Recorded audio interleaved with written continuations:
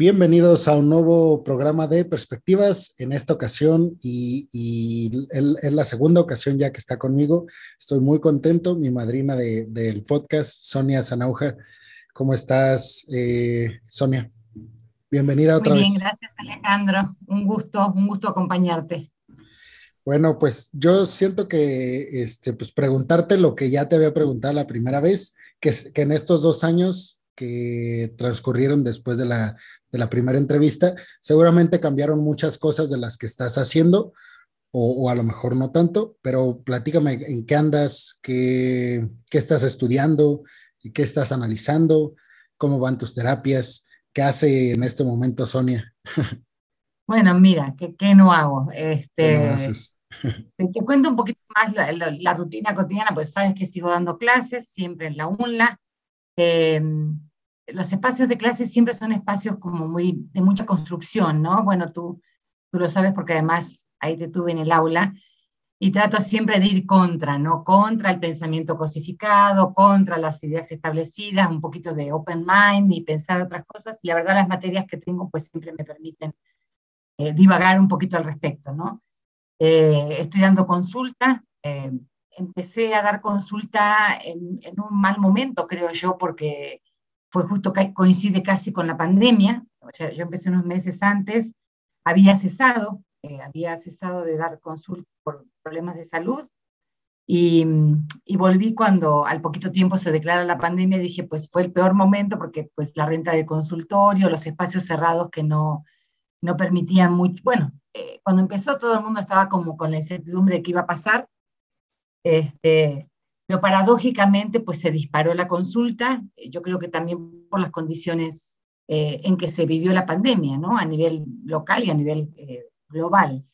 Entonces, de repente, pues empecé a tener consultas multi y pluriculturales, porque tengo pacientes de Canadá, pacientes de Estados Unidos, de Argentina, de Morelia, y el Estado el país. Entonces, la verdad, eso siempre también son espacios de mucho crecimiento. Digo, la consulta siempre es un lugar donde te encuentras con los problemas que vive la gente, ¿no?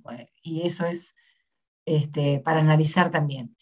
Respecto, bueno, cuando vos me entrevistaste, creo que la primera vez, cuando conversamos la primera vez, hace poquito que había finalizado mi doctorado. eh, Ahora estoy con el proyecto postdoc, y ahí sí estoy como, me abrí y ya no sé cómo cerrar. Tengo que cerrar en estos días porque está saliendo la convocatoria, y me abrí precisamente porque en un primer momento quería trabajar violencia específicamente, violencia de género. En en el proyecto inicial yo había trabajado relatos biográficos, y ahí fue sí como el que se da un chapuzón así y no sabe muy bien a dónde está el fondo, ¿no? Si se te tirás y ahí explorar un poquito, porque la concepción que yo manejaba metodológica era pues abrirme al relato de vida y ver qué pasaba ahí con la condición de categorías emergentes, sin, digamos, sí, el marco teórico como una orientación, pero más bien quería trabajar esto que creo que te comenté, el género vivido, ¿no? El género narrado por quien lo vive, en este caso por 9 mujeres, ¿no? Y lo que me llamó mucho la atención, que creo que eventualmente si lo charlamos, porque no hubo un solo relato, a pesar de que yo manejé una dispersión de historias de vida. Es decir, tuve mujeres jóvenes, mujeres muy grandes, mujeres con formación de posgrado, doctorado, mujeres sin formación que no habían ni acabado el primer grado de primaria, mujeres ricas o mujeres muy acomodadas económicamente, y mujeres con una vida en lo económico muy, muy precaria, muy vulnerable, extremadamente vulnerable.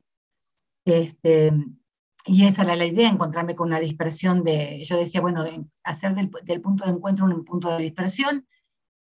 Pero realmente lo que a mí me dejó azorada en ese momento fue que no había un solo relato que no tuviera relación con la violencia. Y esto lo venía pensando un poquito, haciendo como el calentamiento para esta charla. eh, y digo, pues finalmente no hay relatos. Yo no me he topado con una mujer en mi vida que no haya tenido una instancia de violencia, y esto me seguía preocupando. Dije, bueno, voy a trabajar eso.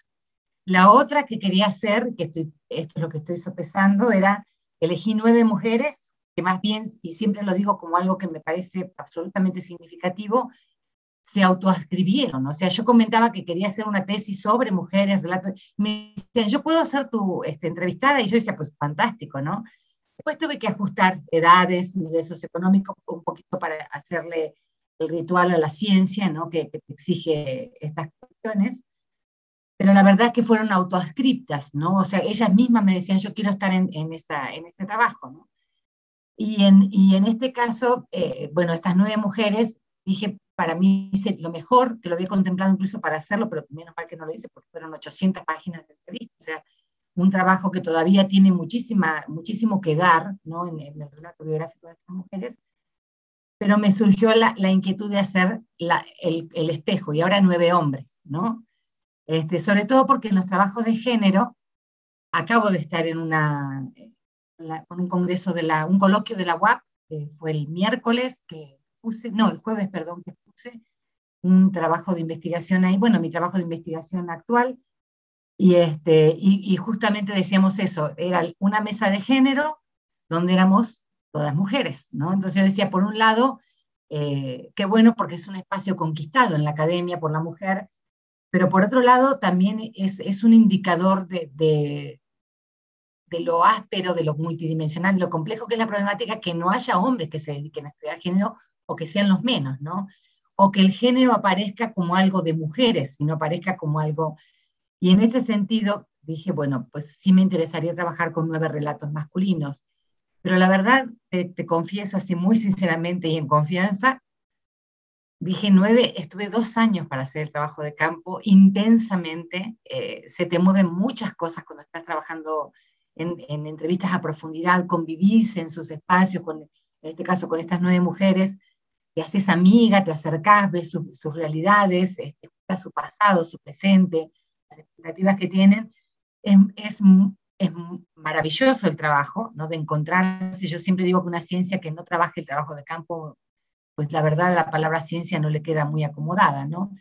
Eh, entonces dije, cuando me enfrento a la posibilidad de hacer de 9 hombres, dije, oh caray, sí, se me hace mucho.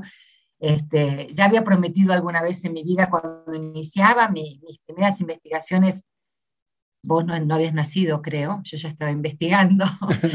este, Hice una historia de vida y juré en mi vida no volver a hacer una historia de vida porque la implicación personal es mucha, el trabajo de campo siempre es muy arduo, es una maravilla, como lo digo, pero sí te cansa, es una vacuna para decir, por un par de años más, 3, 4 años, no salgo a campo, ¿no? Oye, me imagino que además te termina afectando también a nivel personal estar tan de cerca de esos problemas, ¿no? Que Sí, siempre desde la investigación, aunque hagamos trabajo de campo, de alguna manera pones una distancia con una encuesta, con una entrevista normal, pero con una entrevista a profundidad, como tú dices, o sea, te terminas haciendo amiga, confidente de la persona a la cual estás observando. Más bien, ya ni siquiera es observación, es meterte dentro del rol, estar ahí inmersa y también te termina afectando, ¿no? Me imagino.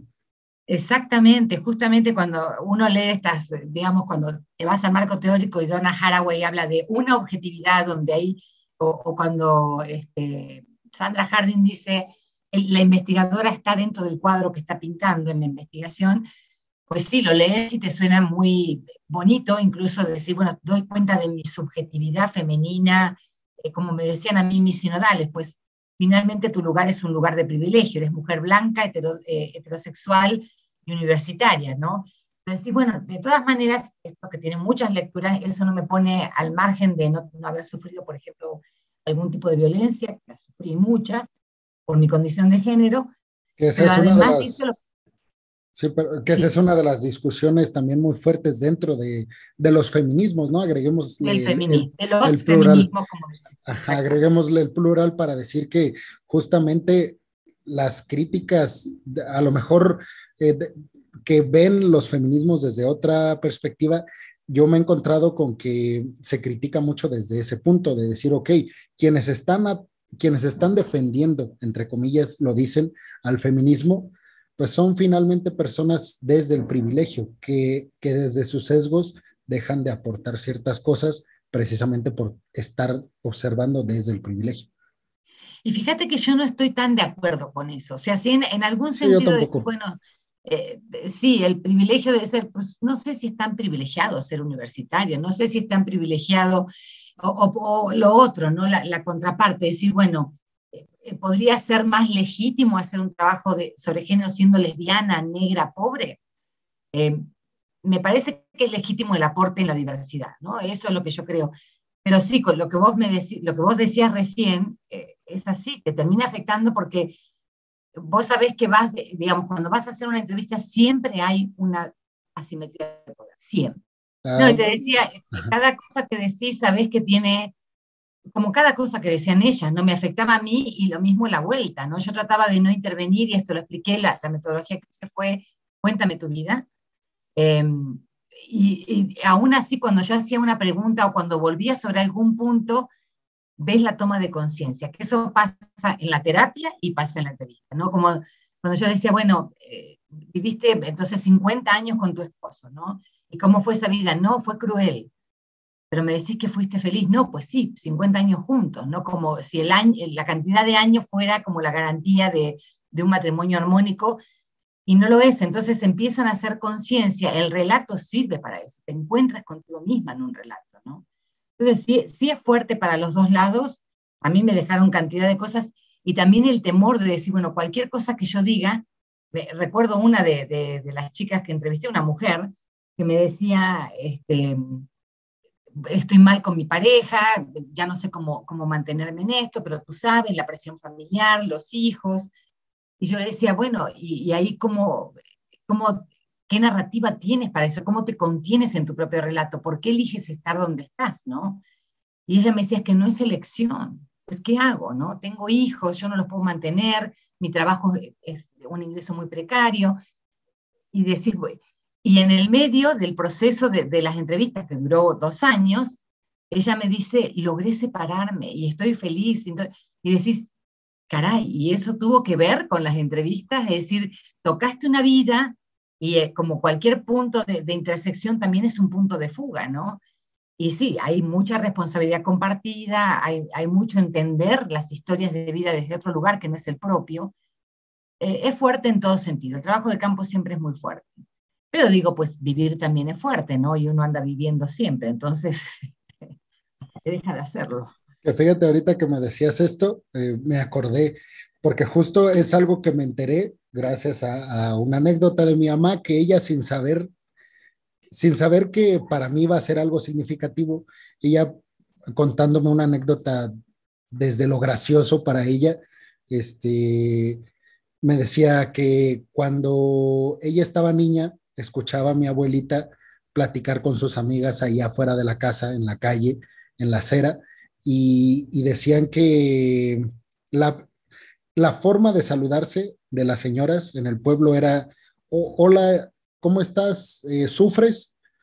Y, y, y la respuesta era, sí, sí, sí sufro, o no, no sufro.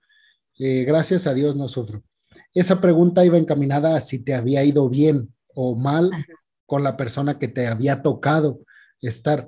Y entonces voy corriendo con mi abuelita, que todavía vive, está aquí conmigo, y le pregunto, porque mi mamá, te digo, platicándome así una anécdota cualquiera, pero yo le digo a mi mamá, es que, o sea, imagínate esa pregunta y imagínate esa respuesta o sea, da miedo que sea tan normalizado un discurso así y después Exactamente. y después te pones a analizar un poco y dices, ok, entiendo entonces ciertas actitudes de mi mamá y sobre todo Ujú. entiendo actitudes de mi abuela con mi mamá y entiendo actitudes de mi mamá conmigo y luego yo con los demás.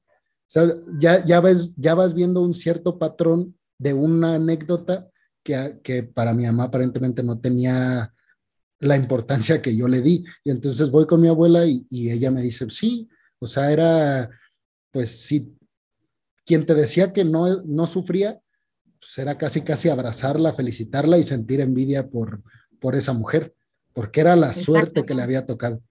Exactamente, exactamente, sí, así es, Alejandro. Entonces, me parece que vos tocas un punto ahí central, que es la normalización, ¿no? Yo, ahora que te contaba en el coloquio, en algún momento que siempre sale, te dicen, bueno, desde tu lugar como investigadora de género, hubo dos trabajos más muy interesantes, uno desde la literatura y otro el abordaje desde la fake news. Justamente lo que te preguntan siempre, bueno, ¿y cómo hacemos para caminar hacia una sociedad más justa, más equitativa, más igualitaria? Y ahí decís, pues no te alcanzan los consejos porque, digamos, no, yo pensando, no sé, pienso una de las primeras legislaciones en Latinoamérica que abrió a la discusión en materia legal, la ley María da Pena en Brasil, ¿no? Y decís, sí, y yo leí el articulado, que fue además una idea inicial que tuve antes de hacer el doctorado, que decía, bueno, ¿quién entiende esta ley? ¿Para quién está escrita la ley?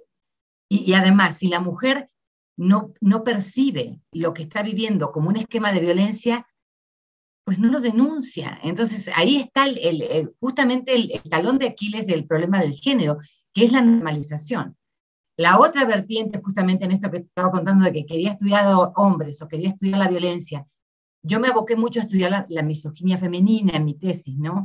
Y sigo pensando que es uno de los lugares que más hay que explorar, porque cuando construís el adversario en el otro género, tenés un género, el propio género que también reproduce el maltrato, ¿no? Esto que digo siempre, bueno, ¿quiénes preparan culturalmente a los hombres para esgrimir naturalmente dispositivos de subyugación de género? Pues las madres, ¿sí? Ahora hace poquito acá, y que digo, la vida cotidiana es un laboratorio, ¿no?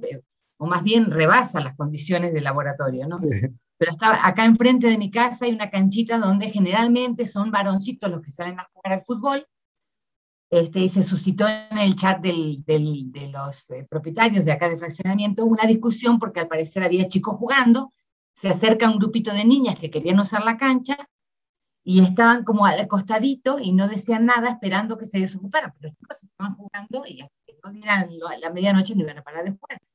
Entonces, un hombre creo que toma el celular y dice, hay un grupo de niñas que quiere jugar, pobrecitas, entonces hay que darles el espacio, mientras los adultos intercambiaban, no, bueno, hay que hacer un reglamento porque esto no puede pasar, las niñas también tienen derecho.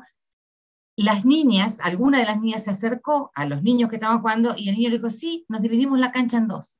Y los adultos, y dije, y el primero, que seguramente lo hizo como muy buena persona y con el afán de ayudar, pero ese esquema de protección de la mujer sigue siendo condescendiente. O sea, que la niña tome su espacio de poder y diga, pues quiero apropiarme de este espacio, es un espacio común, donde vivo, me acerco y Híjole, lo ajá. diré, pero es que son niñas y entonces hay que pedirle a los chicos que ya no pateen el balón tan fuerte.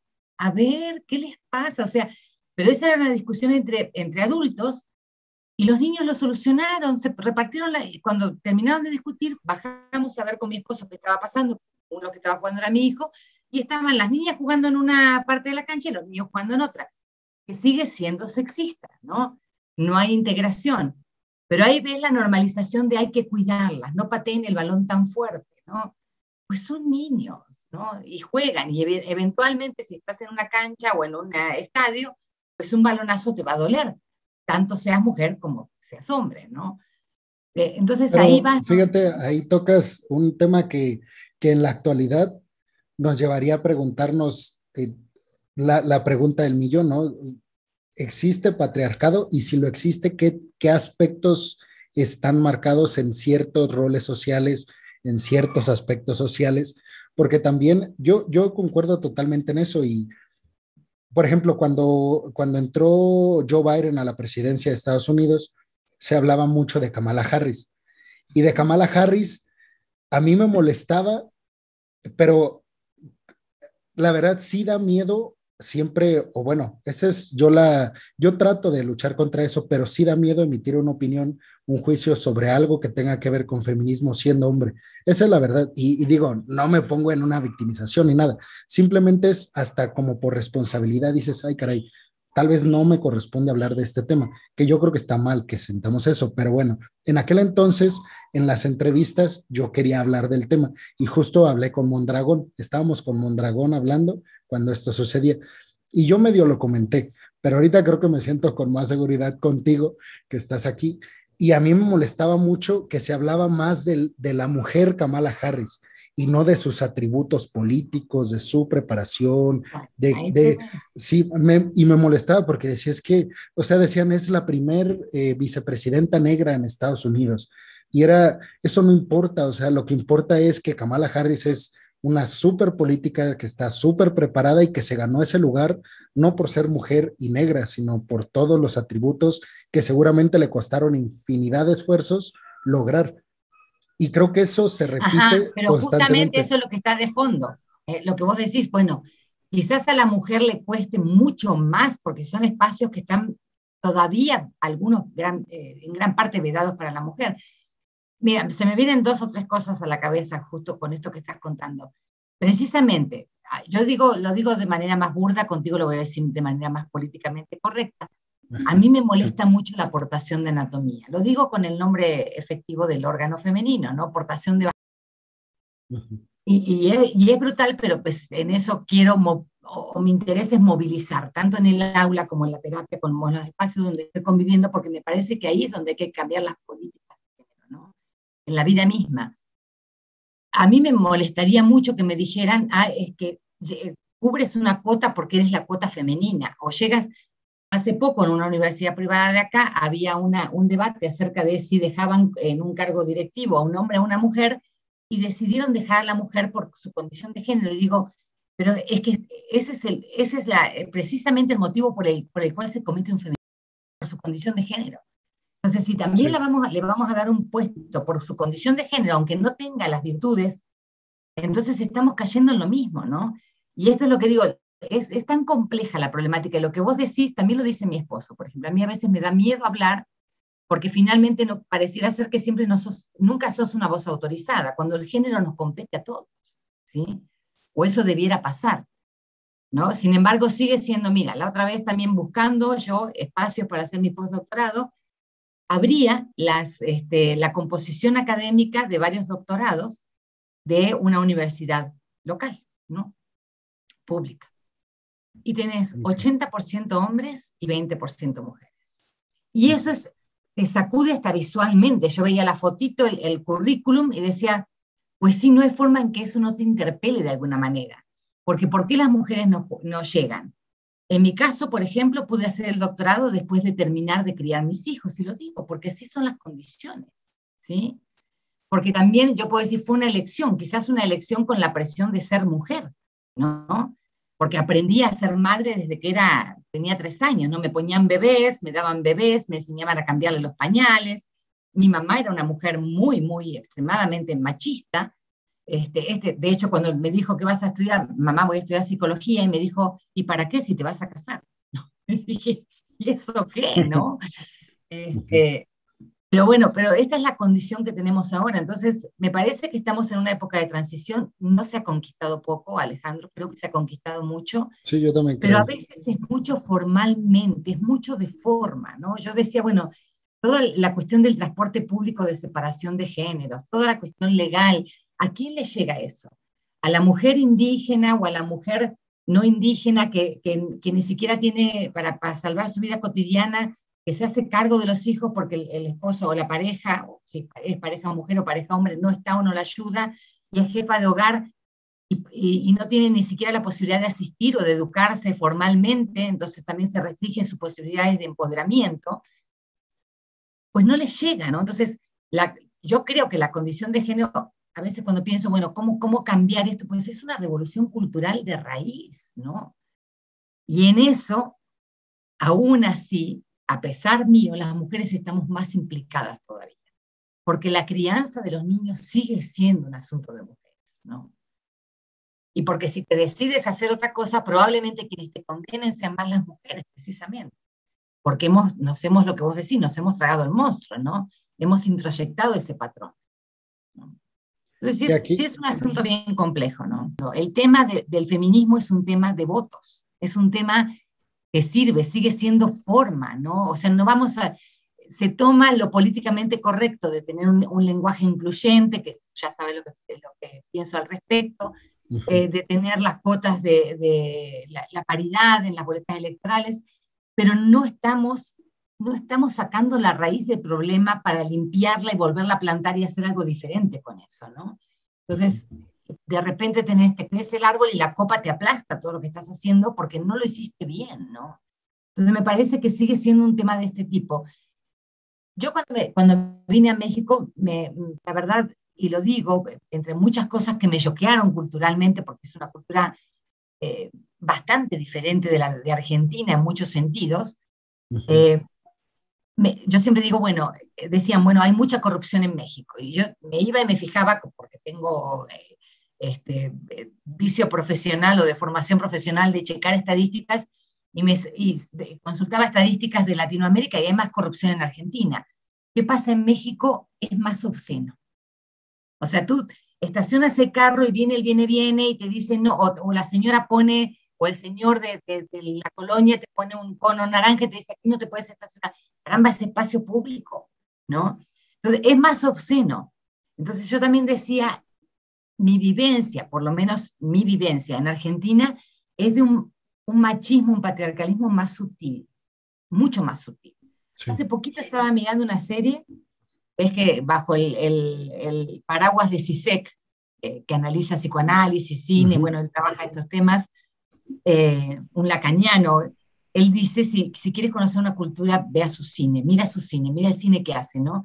Estaba mirando una serie que alguien me recomendó que se llama Casi Felices, o Casi Feliz creo que se llama, y de repente hablé con mi hija, le dije, caray, se me vino Argentina encima, ¿sí, no? Porque te muestran Buenos Aires, los barrios, la jerga, la forma en que se habla. Y hay una escena donde el matrimonio, bueno, él es el protagonista, es un hombre que es locutor, pero hay una escena donde él va a buscar a los hijos, están separados, la esposa está esperando porque quieren a escuchar una charla de un escritor en la Universidad de Buenos Aires en letras, y él llega para apoyarla con los niños, ¿no?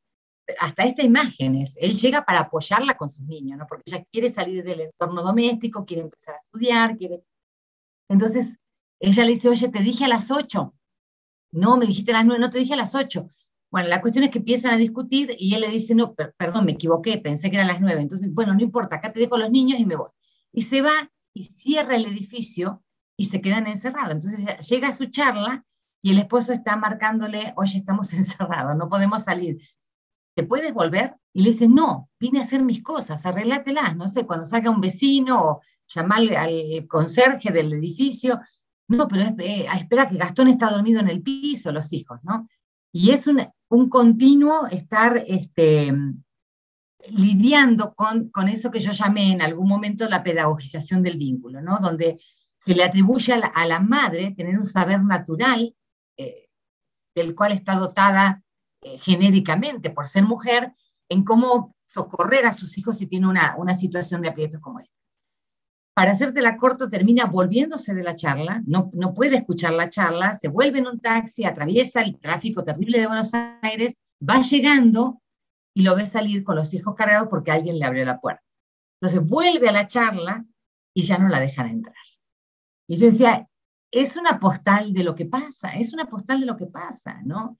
Ese mismo día voy a la universidad a dar una clase, salgo a las 5 corriendo, trabajo en el mismo lugar donde trabaja mi esposo, que me dice, oye, tengo una reunión hasta las 7:30, me voy a casa porque está el niño en casa, ¿no? Ya llegó el niño a casa, entonces me vine corriendo y ahí en ese momento me quedé, digo, ¿y por qué yo me vuelvo corriendo? Y él naturalmente me dice que en mi caso la verdad no me quejo, porque si yo le hubiese dicho, mira, tengo una conferencia hasta las 8, me hubiese dicho, nos arreglamos, yo voy para la casa, pero lo tenemos tan normal que para mí la prisa de llegar a cubrir la ausencia es mucha, y para él el relajamiento de decir, pues tengo una reunión y voy a salir tarde, también es mucho, ¿no? Entonces, aún en parejas que yo creo que la nuestra está construida con bastante mirada sobre la equidad de género, aún tenemos esos dispositivos que saltan de manera espontánea, porque así está el mundo, Alejandro, ¿no? El problema no es Argentina, el problema no es México, el problema, ahora justamente que vos me decías, en las charlas previas, habla un poquito del diplomado, me tuve que aventar en aguas turbulentas porque yo no trabajo relaciones internacionales, entonces me tuve que empezar a bajar periódicos, el The Guardian, El País, para estar un poquito el periódico de la BBC o las publicaciones, y empezar a empaparme de la agenda internacional, que pues, siempre estoy como buscando temas para las clases, pero no es mi expertise. salieron unos temas en el diplomado donde vos ves que se reproduce la condición de género en lo que hace políticas de sustentabilidad, en la cuestión de la pobreza, en la cuestión del trabajo, en la cuestión, bueno, hubo un trabajo que además en su momento cuando lo expuso la chica dijo, quiero trabajar el discurso de una Miss Universo que es sudafricana, eh, y todas las chicas ahí dijeron como, pues es que no es un tema de género, precisamente por, las muestran como si fueran animales, pasan por la pasarela y le dio un vuelco y analizó una entrevista que le hace una periodista de la BBC y le dice, oye, ¿no se te hace como absolutamente glorioso que hayas ganado siendo sudafricana, negra y estando rapada? Y dije, o sea, esta es la condición de género, ¿no? Esta es la condición de género y nos atraviesa cotidianamente y hasta que no empecemos a desnormalizar, a desnaturalizar, hasta que no haya incluso una política que prevea permisos por paternidad, guarderías que atiendan a padres solteros, ¿no? El tema de la mujer anclada al espacio de su casa, con una vida satelital respecto a la de sus hijos, esto que yo te digo, encontrarte con un staff de catedráticos del cual 80% son hombres, pero no porque la mujer no tenga condición, sino porque a veces tenemos que postergar por nuestra propia biografía, ¿no? Por los hijos, la casa, la atención, incluso tú lo sabrás, pues la atención de las personas mayores, ¿no? Sí. Bueno, ahorita con lo que estabas mencionando, a ver si no se me traba, porque creo que siempre que hablo yo me trabo. Este, pero justamente, o sea, a lo que me platicaste, vi una entrevista en la BBC cuando recién pasó lo de la salida de Estados Unidos de Afganistán y había todo este contexto geopolítico muy fuerte en Medio Oriente y Estados Unidos y Occidente. Entonces, la fotógrafa que había estado pues, reportando desde Afganistán ya hacía varios años, regresa a Londres y le hacen esta entrevista. Y ella habla precisamente de esto. En ese momento, uno de los discursos más fuertes de los defensores y también de los críticos de la postura estadounidense en Medio Oriente era por qué no se logró erradicar el velo y la burka y todas las cuestiones culturales que envuelven a la mujer oriental. Y era una de las críticas. Y a mí me encantó la forma en que la abordó en esta entrevista la fotógrafa, porque ella decía, es que Occidente les dice a las mujeres afganas que usar el velo está mal. Y Occidente no se da cuenta de que están haciendo lo mismo que los talibanes, imponiendo una ley que ellos creen que es la correcta a las mujeres. O sea, dice, finalmente las mujeres hoy en día son felices, la mayoría usando la burka. Dice, pero llegan los occidentales y les dicen, no, es que eso está mal. Tú debes de vestirte como tú quieras y el como tú quieras implica minifalda, shorts, blusas escotadas, como nos vestimos en Occidente. Y la fotógrafa, te digo, daba esa vuelta y decía, es que pues tú estás haciendo lo mismo, imponiendo tu ideología, tu postura occidental a las mujeres. Entonces, Exactamente. me Bueno, llamó ese mucho es la... Uh -huh. el tema controversial del relativismo cultural, ¿no? Precisamente, ¿no? Cuando esta modelo famosa también africana que se puede escapar de la aldea donde vivía o de la comunidad donde vivía porque empezó a protestar contra la violación del clítoris, ¿no? Cuando se hace famosa lo hace público y las primeras en esgrimir el derecho a que se les cortara el clítoris fueron las mismas mujeres, porque está en el entramado de su cultura, pues el ritual de pasaje implica que para ser madre y esposa tienen que tener esa. Entonces uno no lo comprende, pero es como si yo te dijera, bueno, de repente, pues quizás acá no usamos burka, pero también a una mujer que no se pinta las canas o que no se maquilla, le dicen que no se ve bien, ¿no? Entonces hay muchos burkas, tenemos muchas prótesis del cuerpo femenino, ¿no? Leía justamente lo que comentábamos de Bani, la chica esta que bueno, que apareció muerta en una cisterna, creo, ¿no? Sí. Y yo decía, la sutileza, era una nota de la BBC, pero decía, bueno, ¿qué hacía a las 3, 4 de la mañana ahí? ¿Por qué las amigas la dejaron sola? Es que no debiéramos preguntarnos eso. Es decir, ¿por qué una chica caminando sola a las 3 4 de la mañana es una presa? ¿Sí? Porque no debiéramos, incluso obviamente pues entendiendo el dolor y la consternación del padre que dijo, bueno, el taxista, ¿por qué la dejó sola? Pero es que no debiéramos estar, tendríamos que tener sociedades donde uno pudiera caminar libremente a la hora que se le diera gana sin reparar en tu condición de género, ¿no? Y yo Pero entiendo eso completamente, Sonia, pero no es utópico pensar en eso. O sea, yo, es que es utópico hasta el punto en el que, o sea, pensar en una solución que tú y yo veamos, yo pienso que, o sea, está en nuestra idealización de lo que debería de ser un estado ejemplar, una sociedad ejemplar, y porque yo sí creo que se atiende muy poco las cuestiones de raíz. O sea, creo que hoy en día se atienden muy poco esas cuestiones y yo, a ver, yo tampoco voy a entrar en ese discurso radical de decir que las marchas del 8M y el movimiento feminista actual que no está haciendo nada por acabar realmente con pues con ese sistema patriarcal, porque ese tipo de discursos radicales a mí tampoco me gustan, pero sí creo que tienen un punto y es el de que tal vez nos estamos concentrando mucho en cuestiones que al final de cuentas no aportan o aportan muy poco.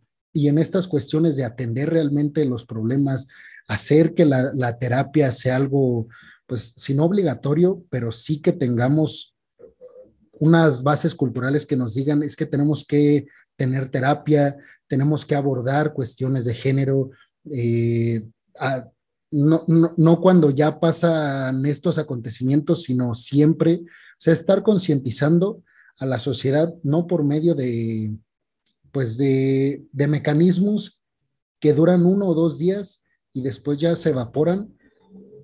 Y sí, bueno, un poco uh-huh. lo que vos decís utópico, pues yo siempre respondo lo mismo. Dijo Weber, uno de los papás de la sociología, piensa en lo imposible para lograr lo posible, ¿no?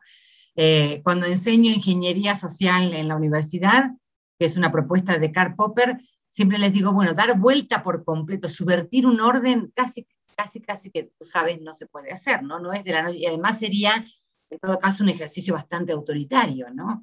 Sin embargo, sí creo en la ingeniería social fragmentaria, en que podés ir cambiando determinadas condiciones para que vivamos una vida más plena. Pero mira, justamente se me disparó ahora en una de las terapias, un chico, un paciente, tengo algo que mis colegas terapeutas dicen que es muy raro, tengo la mayoría de pacientes hombres y jóvenes, ¿no? Que es muy raro porque sí, generalmente la terapia también hay una condición de género, también más las mujeres que los hombres, pero en mi caso atiendo más chicos y jóvenes, realmente bastante jóvenes, ¿no?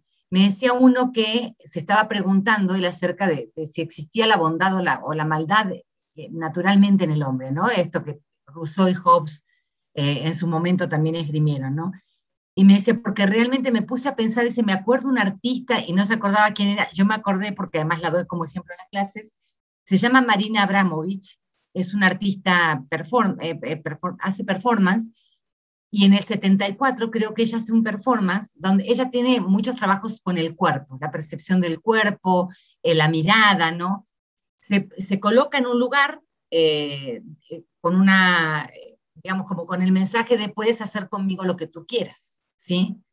Una mujer que se pone frente al todo social diciéndole al otro, tú puedes hacer conmigo lo que quieras. Entonces, en cuanto se inicia la performance que es pública, la gente se acerca, la hace reír, la toca, empiezan como tímidamente, pero llega un momento en que la gente se acerca a quemarla, sobre todo hombres, a quemarla con cigarros, a tocarle los senos, a cortarla, ¿no? Y ella ha extremado el performance, porque incluso tiene un performance famoso que hacía con su pareja, en el que se besaban hasta perder el aire y caían desmayados, ¿no? Trabaja los límites del cuerpo, de lo corporal. Pero lo que muestra eso es que puesta ahí una persona desata algo y de dónde viene ese algo, cuál es la naturaleza humana. Yo prefiero pensar que somos nobles, que somos buenos, ¿no? Pero que los entornos de violencia en los que estamos inscriptos son tantos y de tanta complejidad, Alejandro. La violencia intrafamiliar, el papá y mamá ausentes, el no darle recursos a los niños para que vean o para que crezcan pensando en una forma más plena de estar vivos yo decía, bueno, las cuestiones culturales, ¿no? De reunirse con amigos sin molestarse para provocarse gracia, estar humillando al otro, pues son todos dispositivos de violencia que vamos incorporando. Y en algunos de estos dispositivos, pues el género lo atraviesa por completo, ¿no? Pero ahí tenés un cuerpo dado al deseo de la sociedad y es un cuerpo lacerado, humillado, toqueteado, ultrajado. Eso habla de la condición humana, ¿no? ¿Y tú ahí qué piensas? O sea, bueno, lo dijiste, pero no entendí si sí lo dijiste porque tú lo piensas, que realmente crees que somos buenos. O sea, ¿crees Es un que- ejercicio político, Alejandro. Cuando yo digo quiero pensar que somos buenos Ajá, por naturaleza, esgrimo el ejercicio político de pensar que la palabra se puede hacer, la palabra construye la realidad. Lo que ujú. yo trabajo justamente en el análisis del discurso, que fue parte de lo que tiene el diplomado, es si seguimos naturalizando el narcoestado, si seguimos naturalizando la depredación a la que conduce, la depredación humana a la que conduce la guerra, si no empezamos a pensar que podemos hacer algo bueno con quienes somos, pues nos perdimos, ¿no? Entonces sí creo que hay una voluntad de persistir en zonas más plenas del ser humano, pero me parece que la sociedad es compleja y que estamos frustrados, que muchas veces pues nos educan para llenar expectativas ajenas, que las instituciones que habitamos no son las más sanas, ¿no? A veces se nos presentan como incluso violentas, ¿no? Vete a un hospital siendo pobre, y cuál es el trato que vas a recibir, y vete al mismo hospital portando ropa más cara o un carro, y quizás, sí, digamos, reciba la crítica de por qué vienes a recibir medicina pública si tienes dinero, pero el trato va a ser otro, ¿no? Entonces me parece que es complejo, pero insisto, quiero pensar que somos buenos y nos hemos descarriado y que hay que volver a encauzar a la humanidad, ¿no? Y que eso se aprende en el hogar y se aprende en estos microespacios donde no sería necesario pensar en el género, ¿no? Cuando el género desaparezca de la faceta identitaria, cuando sea algo más como tener el color de cabello que uno tiene o el color de piel, y eso no sea una frontera social, pues quizás podamos vivir en sociedades mejores. No lo sé, digamos. Me parece que hacia ahí vamos caminando tortuosamente, porque como te digo, me parece que es más, ahora se ha convertido en un asunto electoral. La otra vez escuchaba a un analista, un querido amigo, Mar Rincón, que decía acerca de Andrés Manuel y sus discursos contra la mujer, porque claramente aparece una misoginia narrativa en su relato que lo tiene todo de violencia contra la mujer, y él decía, finalmente uno no sabe qué pensará Andrés Manuel en su casa con su esposa, pero es una estrategia política, porque en un país de machistas, él gana votos siendo machista, ¿sí? Ujú. Eh, Entonces sí es compleja, la condición humana es muy compleja, Alejandro. Vaya a saber hasta a qué orilla nos llevarán las luchas que estamos dando, pero a mí me gustaría decir, por lo menos que haya estos espacios, y te felicito por eso, donde podamos pensar ir más allá de la forma, ¿no? No es una ujú. cuestión de forma, son cuestiones humanas, ¿no? Finalmente humanos, habitar la piel humana con mayor dignidad, ¿no? En esta, hubo un tiempo que te confieso, yo sí me metí mucho con el feminismo, porque tomé una materia de teoría social en el ITESO y una de las ramas, pues por supuesto, era el feminismo que teníamos que estudiar, pero, o sea, le dedicamos 2 sesiones. Entonces era más como un mapeo pequeño de lo que había ahí y ya después continuar. Y yo me metí mucho con Simone de Beauvoir porque ah, como que era la criticada, en el sentido de es la que revolucionó, pero al mismo tiempo, o sea, la que revolucionó para bien, según un discurso, pero al mismo tiempo la que al mismo tiempo eh, fijó ciertos paradigmas que hoy en día dicen no les ayuda tanto al feminismo. Entonces, una de las cosas que, que se le critica alrededor es, por supuesto, esta relatividad de lo que significa ser hombre o mujer, o la relatividad del género, mejor dicho.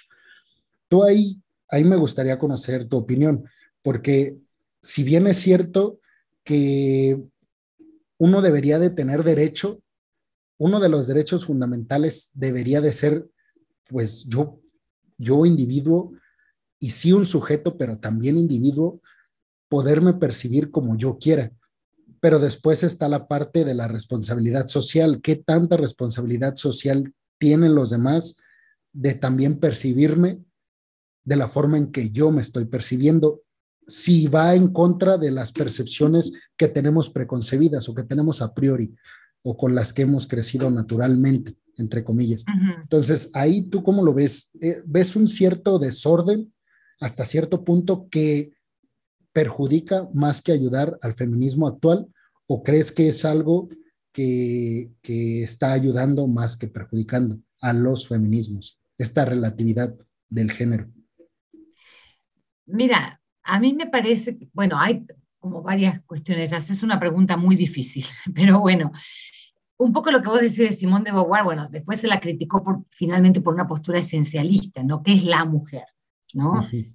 No existe la mujer, ¿no? Ni el segundo sexo, ni esto de la mujer como desde un punto de vista esencial, esto nos corresponde por ser mujer o estamos anatómicamente determinadas, o me parece que lo que yo rescataría lo que vos decís, pues cada uno tiene derecho a percibirse como le dé la gana, ¿no? Y en la medida en que eso no implique un atentado contra el otro en ningún sentido, pues debería ser completamente respetado, ¿sí? Me acuerdo un gran abordaje desde el cine también de una película que se llama XY, es una película argentina, eh, que analiza, creo que es sobre un caso real de una niña que nace con lo que antes llamaba hermafroditismo, que ahora se llama intergénero o intersexo, eh, y que los padres deciden llevarla a vivir a la Patagonia, a un lugar aislado, para que ella no sintiera la presión social y pudiera pues hacer una vida sin bullying, sin burlas, sin humillaciones. Y en un momento dado, digamos, en las sociedades binormadas como las nuestras en términos sexuales, pues la expectativa está sobre lo que se conoce, ¿no? Y es difícil, uno no tiene ni siquiera categorías, no hay un lenguaje pensado para eso, porque hay una parte donde el padre, que es muy comprensivo y todo, le dice, cuando tú quieras, te puedes operar y que te decidas, ¿no? Si, porque al tener, digamos, las características anatómicas tanto de un género como del otro, pues tenía que, y el padre entrevista a alguien que se opera, bueno, busca a alguien que se ha operado, habla con él y dice, pues, o con él, con ella, y le dice, pues quiero contener a mi hija en esto porque la amo como es, pero quiero que se decide, que y en la parte culminante, bueno, ya te la spoileé la película, pero le dice, bueno, cuando tú te decidas, estamos acá, y le dijo, ella le dice, o ella, él, porque tampoco hay un pronombre para eso, para ese tipo de subjetividad, le dice, ¿y quién te dijo que así no estoy bien? O sea, ¿por qué tengo que o operarme para ser mujer u operarme para ser hombre? Como estoy plena, ¿no? Pero no tenemos la capacidad de pensarlo todavía. Socialmente esto no, digamos, a nada le teme más el hombre que a la diferencia, Alejandro. Entonces, Sí. y eso me lo dijo un filósofo cuando yo tomaba clases, y lo sigo pensando, tenemos la tendencia pulsional a homogeneizar, a categorizar, entonces me parece que desde la violencia del lenguaje, porque uno es hablado antes de poder pronunciar una palabra, y antes de ser yo, soy tú, eso necesariamente, ontológicamente, existencialmente, pues al bebé la que le asigna el significado a su llanto es la madre o el padre o la abuela o el tío, quien lo esté cuidando. La interpelación indica que somos antes hablados, ¿no? Entonces respondemos identitariamente a ese llamado. Ahora, me parece que justamente, yo ahí sí me voy más con Rosy Braido. Ahí digo, la identidad es, digamos, es cambiante, es mutante, una identidad mutante. Hoy por hoy soy esto. La otra vez me sorprendí a mi propio hijo diciéndome, todavía no me decido si quiero tener una pareja hombre o una pareja mujer. Que para él sea un tema en el que tenga que detenerse a pensar, pues es un indicador de nuestros tiempos, ¿no? Ya no aparece, digamos, como la normatividad tan establecida de soy varoncito, o anatómicamente varoncito, ¿no? O socialmente reconocido, tengo que tener él mismo se lo pregunta, bueno, ¿qué será, no? Me decido por esto, me decido por aquello, y hasta yo le dije, y ni siquiera te tienes que decidir, o sea, tú deja que la vida te ponga donde te tiene que poner y tú puedas vivir plenamente la decisión que tengas que tomar en el momento en que tú sientas que tienes que decidir algo, ¿no? Pero todavía eso sigue siendo bastante controversial, ¿no?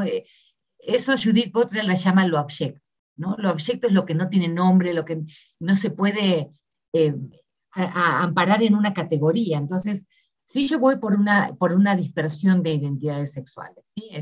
Ahí sí, soy subversiva de género, siempre dije, tú sabes, no soy feminista, yo propicio una subversión de género en el sentido de que no sea una variable con la cual te presentes, ¿no? Lo que vos decías al inicio, bueno, Kamala Harris, pues es eso, es una cabeza política, es alguien que está pensando, que tiene proyectos, que se formó, que dio sus batallas y que llegó a un lugar de reconocimiento no por su portación de anatomía, como digo yo. Uh-huh. Eh, esta, esto que no me gustaría, que, pues sí, no escuchar tu opinión, Sonia, pero esta nueva ola del feminismo, en donde los movimientos sociales son más fuertes, más frontales contra la autoridad o las autoridades, este, ¿qué tanta responsabilidad tiene la mujer para ejercer ese derecho de salir a las calles a protestar? Y me explico.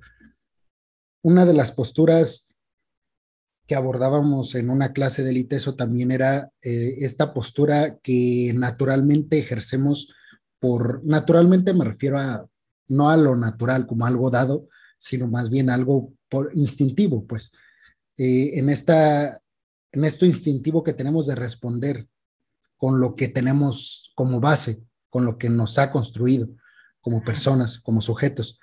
Este, ¿Qué tanta responsabilidad tendrían las personas, no las mujeres, las personas que asisten a este tipo de movimientos sociales en estar informados sobre lo que es aquello que defienden?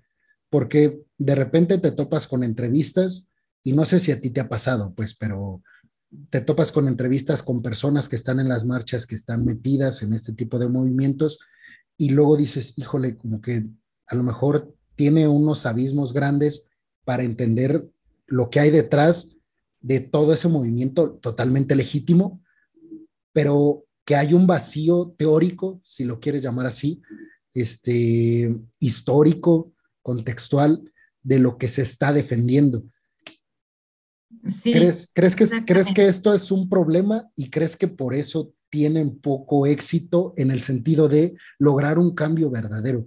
Porque eso es algo que, o sea, yo creo que nos molesta a todos, que después de la marcha, y lo dicen las mismas personas que asisten a las marchas, o sea, después de esto ya no sigue nada, todo dura un día, 24 horas, y después no llegamos a más, no logramos concientizar a las personas que no vienen a la marcha, que no les importa o que no ven un problema en la sociedad entre, pues, violencia de género, violencia epistémica también para las mujeres y un montón de violencias, pero sí, bueno, para no extenderme, te dejo responder a eso de la Sí. responsabilidad del conocimiento en estos movimientos.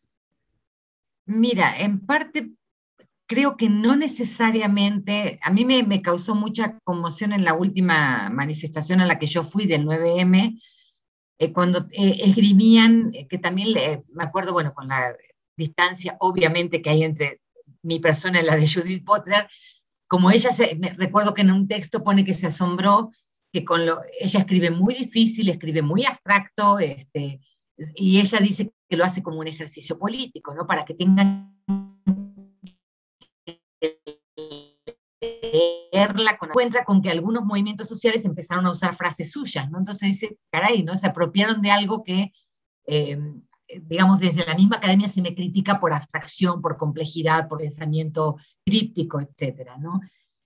Y en esta marcha a la que yo fui había varias consignas del movimiento, lo que se llama interseccionalidad en la epistemología feminista, ¿no? De esta articulación compleja entre muchos lugares de opresión, donde el género es opresivo, la raza, la condición económica, la condición educativa, la propiedad de la tierra, por ejemplo, ¿no? En México es un problema, ¿no? Ese es un problema. Los que poseen la tierra son los hombres, ¿no? Eh, yo creo que vos decís que, no, que por ahí no se consigue tanto, porque precisamente quienes, el adversario de estas nuevas aperturas a otras formas de equidad de género, de igualdad de género, pues está en la casa criticando. A él no llegamos o a ella no llegamos, porque también hay mujeres que se oponen, ¿eh? Es decir, no solamente es una cuestión masculina, ¿no?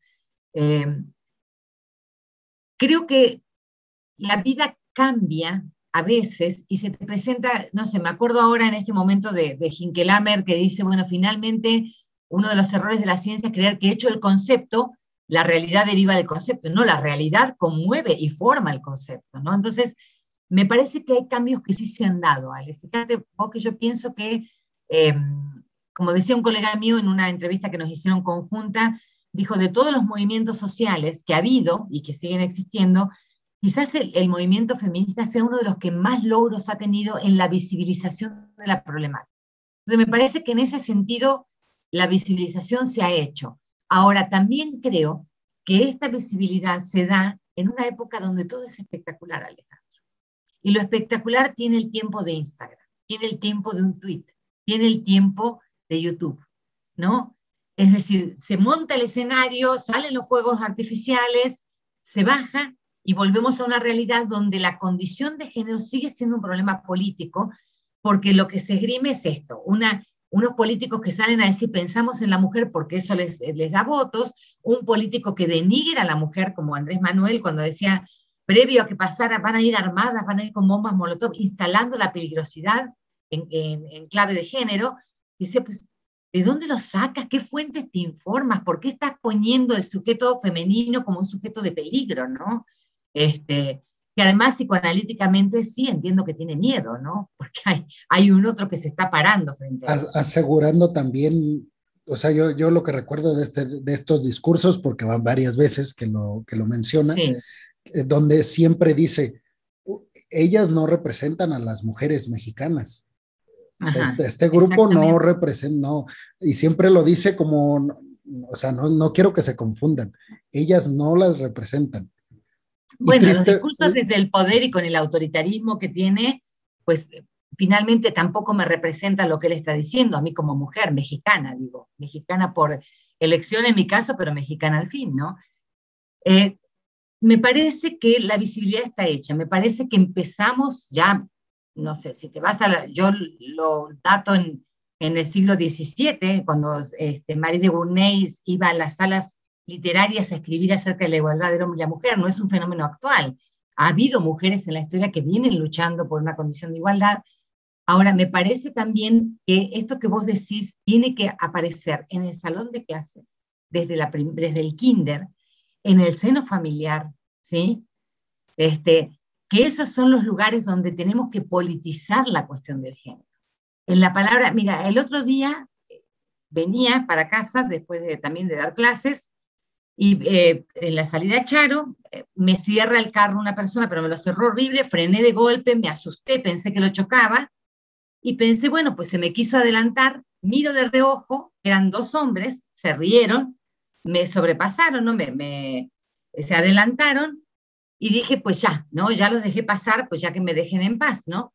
Pues me fueron siguiendo desde la salida a Charo hasta donde yo vivo, que es Tres Marías, unos 10 minutos, cerrándome continuamente el paso y me hacían frenar de golpe y cuando se me ponían adelante me frenaban para que yo lo comenté en un grupo y pregunté qué es esto, porque en algún momento dije, pues me voy a parar a decirles que qué onda, pero ahí es donde toma cuerpo la condición femenina. Eran dos hombres, ¿sale? Y me dio miedo.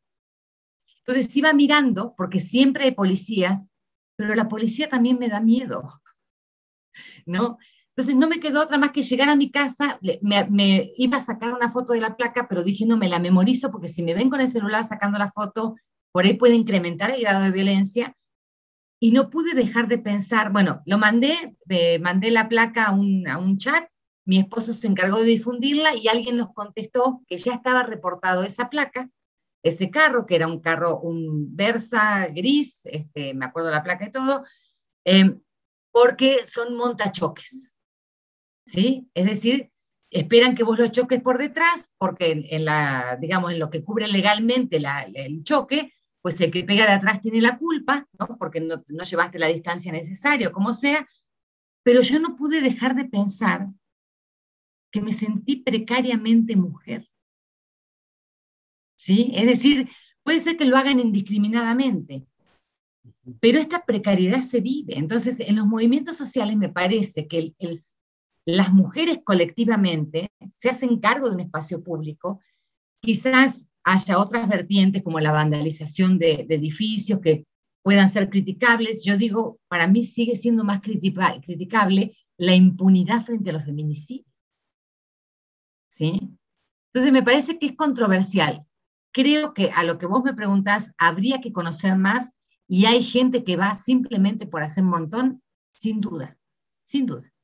Sí, a la otra vez había un plantón acá en la salida Páscuaro.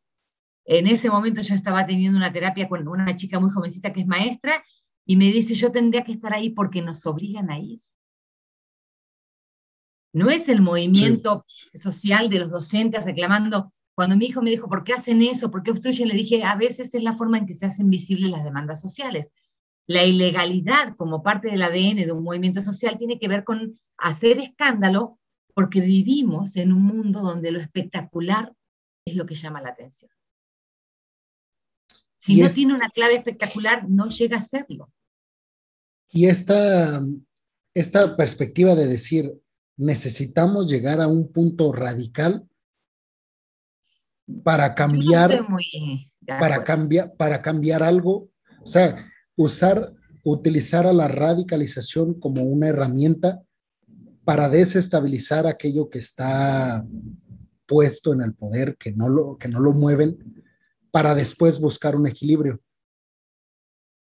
Pero es que ahí te expones Es al peligroso, caos, ¿no? ¿no? Es peligroso. Si te Uh -huh. expones a que no sé, se me viene a la cabeza ahora lo que pasó con Lutero, ¿no? Lutero quiso democratizar el acceso a la Biblia, hizo sus leyes que pegó en la puerta de una catedral, y la gente diciendo, pues puedes encontrarte con tu Dios de manera íntima, personal, no necesitas una iglesia, no necesitas que otro ser humano te absuelva de tus pecados, porque tú tienes una relación personal con Dios, y la gente salió a matar curas y monjas. Entonces, digo, este es el peligro que corremos. Si radicalizamos en extremo, ¿sí? Lo que puede pasarnos es que se nos salga de las manos. O sea, en algún punto yo digo, Alejandro, me parece que, y me pueden tildar de como muy soñadora, pero finalmente la violencia engendra violencia. O sea, si lo vamos a hacer con violencia, lo que vamos a obtener es violencia. ¿Sí? Hay otras maneras, por eso yo insisto, me parece que son los microespacios de la vida cotidiana, los lugares donde el género se debe encarar políticamente. Es la familia, la escuela, la universidad, los lugares de trabajo, y sin la necesidad de que salgamos a prender fuego a los hombres o de que hagamos marchas donde multipliquemos discriminaciones. A mí me pasó, yo iba con mi esposo y mi hijo y me dijeron, ustedes se van atrás, porque no queremos hombres en nuestra marcha. Pues tenés una concertación de género para proponer una vida más plena, y la discriminación, esto de el blanco crea al negro y el negro la negritud. Entonces, si sumamos violencia, pues vamos a caminar a sociedades cada vez más violentas, que pareciera ser, es lo que nos está ocurriendo. Y aquí también podemos entrar al punto de qué es violencia de género y qué no lo es. O sea, qué agresión contra una mujer se debería considerar violencia de género, es decir, una agresión por la condición de ser mujer, y una agresión normal. Sí, bueno, si cabe ese término. Exactamente.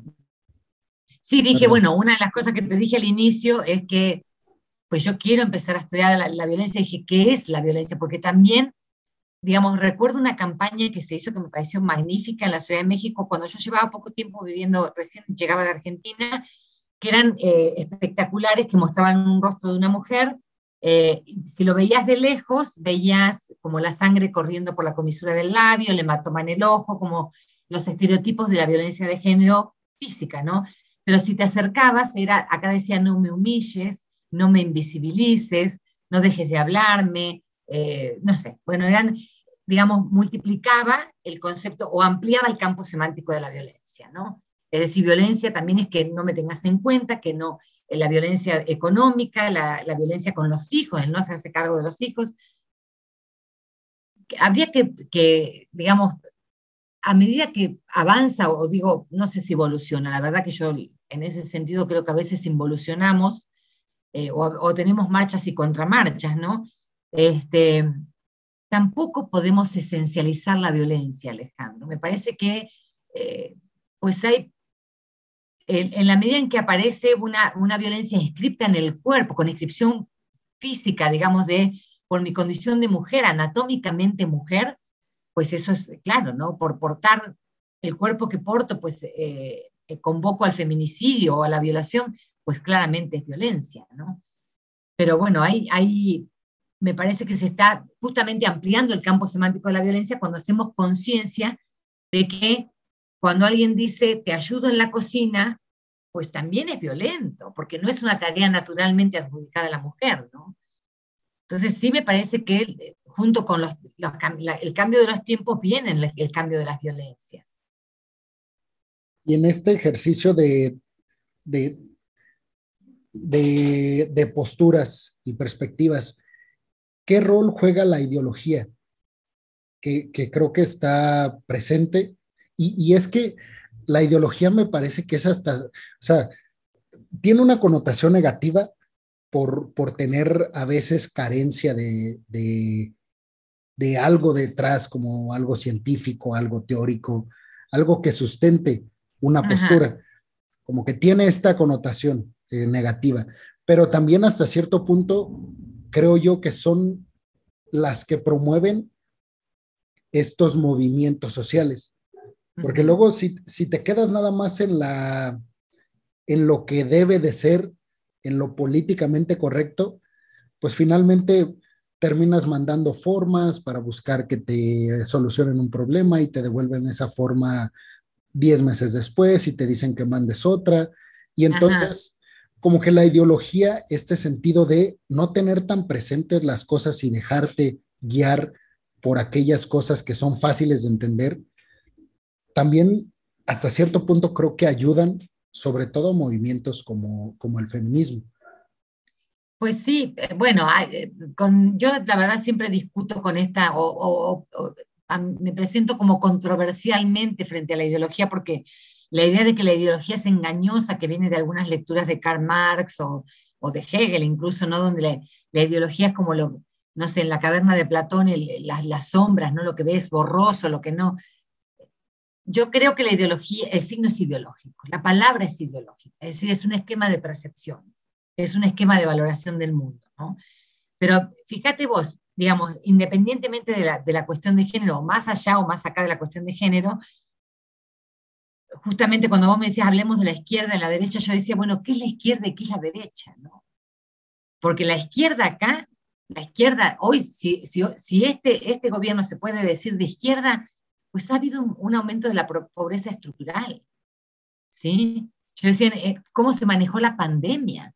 La pandemia, finalmente, como cualquier crisis que emerja desde lo social, le pega siempre a los sectores más vulnerables. Hubo un cobijo de esos sectores más vulnerables desde una izquierda que se dice, o desde una ideología que se dice más social o más humana o más comprensiva o con mayor distribución.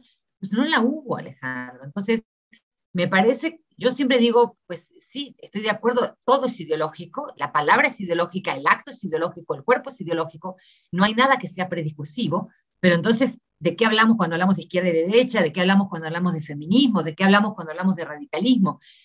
Me parece, nuevamente, como te dije antes, que hay que buscar puntos de concertación, ¿no? Que si el horizonte es una vida más plena, pues empecemos a pensarla como posible, por más que suene utópico, ¿no?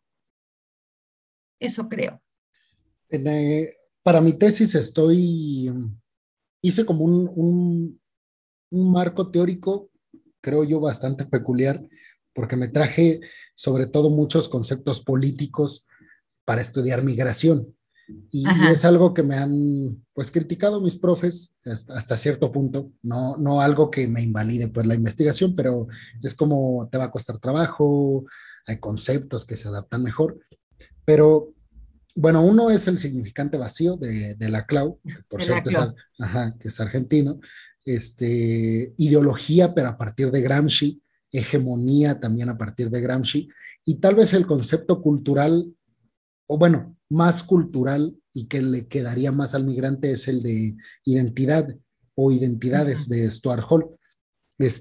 Entonces construí un marco teórico con estos conceptos que se nutren obviamente de algunos otros, pero digamos que esos son los conceptos, los grandes pilares del marco teórico. Y lo que yo me encontré ahorita, porque lo apunté aquí, no quería dejarlo pasar, cuando tú me hablabas de que nos daba miedo lo desconocido, lo que es nombrar aquello con palabras que a lo mejor no tenemos Ujú. concebidas. Y justamente me acordé de la postura de Stuart Hall, donde él obviamente ve a la identidad como un elemento desde el constructivismo, es decir, algo Ajá, que no está fijo, algo que no está dado, algo que es esencial, pero por momentos, y no es esencialismo puro en el sentido de que no puede cambiar, simplemente exacto. se fijan Ujú. ciertos patrones del concepto, pero mañana cambian. O sea, hoy se fijaron, hoy son esencialistas, pero mañana dejan de serlo. Y él habla justamente, un gran apartado es la diferenciación. Él ve a partir de las palabras, del lenguaje, del discurso, él ve a la identidad o a las identidades a partir de la diferenciación. Nos construimos a partir del otro, justo como decías, y nos interpela aquello que tenemos enfrente, que hemos pasado, que tenemos detrás. Y en este sentido, esta formación de hombre-mujer, de izquierda-derecha, de blanco-negro, Ujú. de todas estas categorías nos ayudan hasta cierto punto, y desde lo que dice Stuart Hall, a comprender la condición humana. O sea, no sé si está bien, dice Hall, pero hoy nos ayudan a entendernos. Ujú. Habrá que encontrar otras categorías que nos ayuden a entendernos mejor, pero hoy son las categorías que tenemos a la mano. ¿Crees que esta postura es correcta? ¿Qué aportarías a esta postura de Stuart Hall? Que, pues sí, si bien son categorías para aproximarnos a la realidad, porque si no, no tendríamos cómo. O sea, mamá es mamá porque no es padre y Ajá. hijo es hijo porque no es hija. Soy estudiante porque no soy empresario. Y Bueno, así con... mira, ahí vos nombraste varias cosas que son interesantes. Primero, fíjate que sí estuve recibiendo algunos papers, estoy de alta en varios sitios académicos, donde se retoma mucho el pensamiento de Stuart Hall en términos de la identidad. Lo que estás diciendo ya fue dicho, ¿no? Stuart Hall lo está retomando y vos un poquito, en este maravilloso libro que tiene Laclau de La hegemonía de nuestros tiempos, la radicalización de la democracia, donde habla de significante vacío, esta es la tesis. ¿De dónde sale? Sale de Saussure, ¿sí?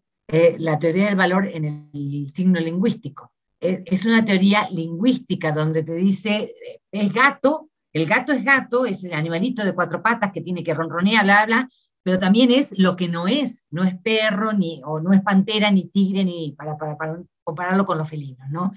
La teoría de la diferencia es una teoría que nace en la lingüística y cuyo papá fue Saussure, este, que ha sido muy criticado, ¿no? por la postura estructuralista del signo, y sin embargo, pues la CLO lo vuelve a lo remasteriza junto con las lecturas de Lacan, y justamente esto que vos estabas comentando de significante vacío es eso. Ahí está, bueno, la CLO lo trabaja en términos de pueblo. ¿Qué es lo que es el pueblo? ¿No? Siempre es algo que marca una diferencia.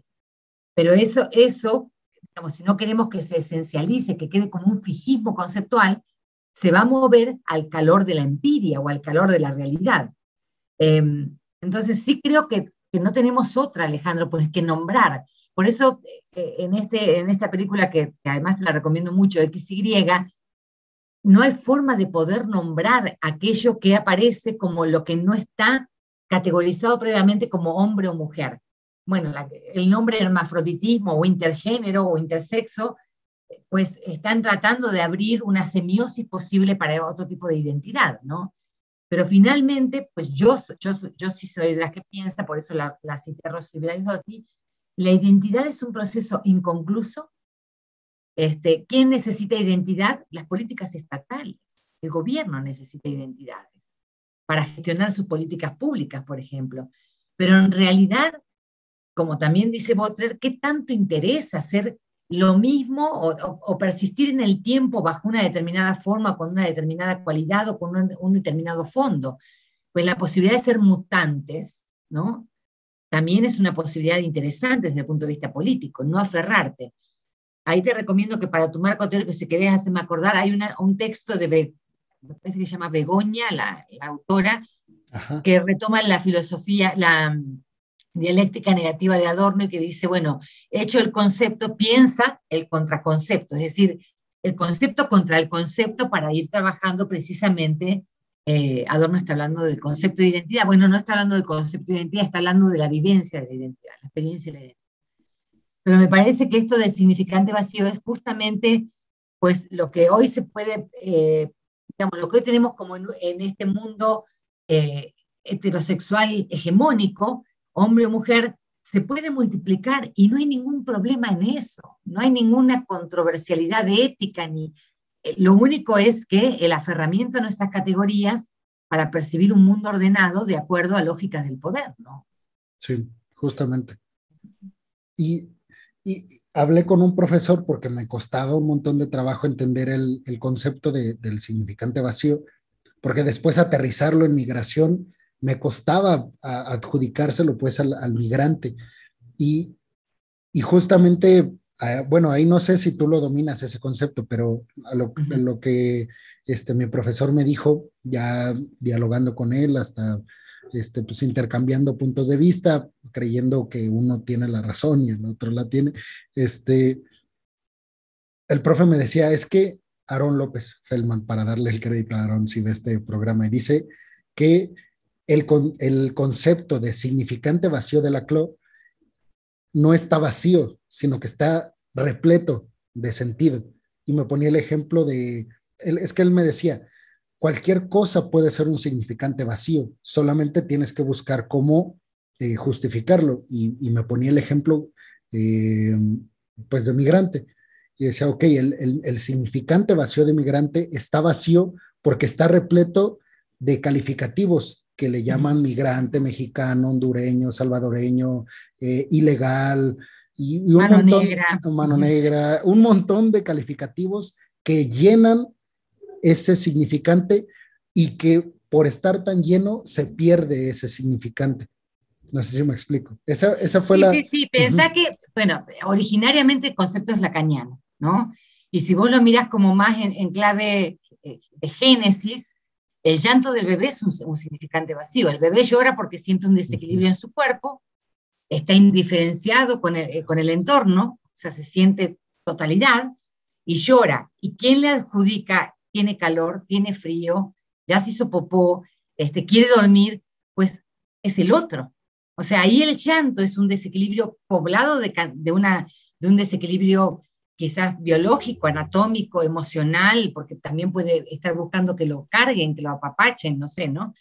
Pero el otro le pone sentido. Entonces pensá, si vos vas a trabajar migración, no sé, recién te escuchaba y yo decía, bueno, ¿a qué está anclado el significado de los migrantes en Argentina? La migración que pobló Argentina, italianos y españoles de la Segunda Guerra Mundial, con el discurso de mi hijo el doctor, ¿no? Hay muchísimos trabajos donde no se pronuncia la C por la deformación del italiano. Mi hijo el doctor era parte del significante de ser, me voy de un país que está en guerra, que está en ruinas por la guerra, a un país nuevo, donde tengo cantidad de tierra para cultivar cantidad, o pongo la tiendita, ¿no? La figura icónica de Manolito en Mafalda, ¿no? La tiendita, mi papá español que pone la tiendita, y lleno de significante de la vida del migrante diciendo, bueno, hago una vida más o menos próspera en un país que está en paz, y logro que yo siendo un trabajador, eh, digamos, de una tienda o del campo,